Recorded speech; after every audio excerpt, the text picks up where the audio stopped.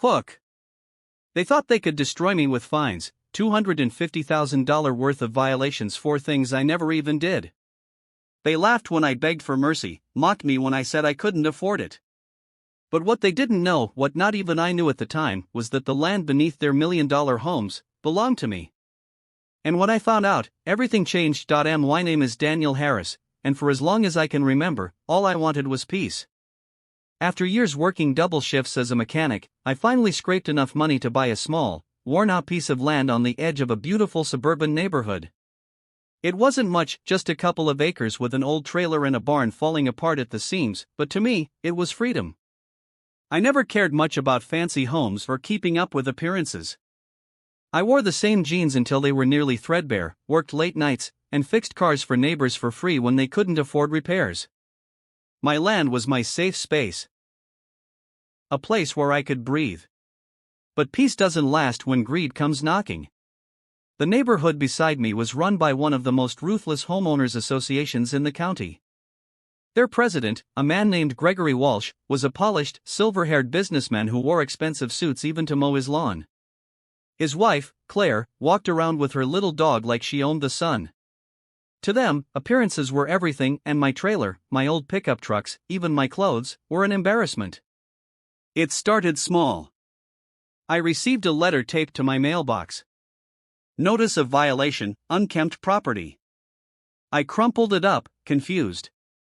My land wasn't even part of their neighborhood. Still, I ignored it. Then came more letters. Then fines. $100. $500.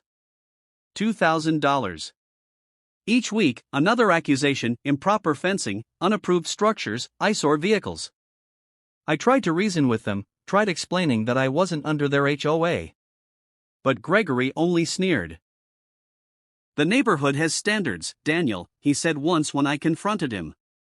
"If you can't meet them, then maybe you shouldn't live here." The fines piled up, $10,000, then $50,000. Within a year, they claimed I owed them $250,000. My mechanic shop couldn't cover even a fraction of it. I began losing sleep, waking in the middle of the night drenched in sweat. I thought about selling the land, but it was all I had left of my late father. I felt cornered. Powerless.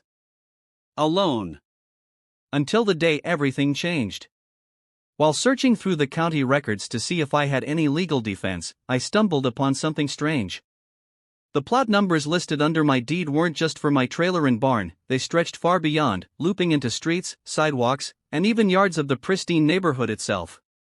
Confused, I dug deeper, and what I discovered left me breathless.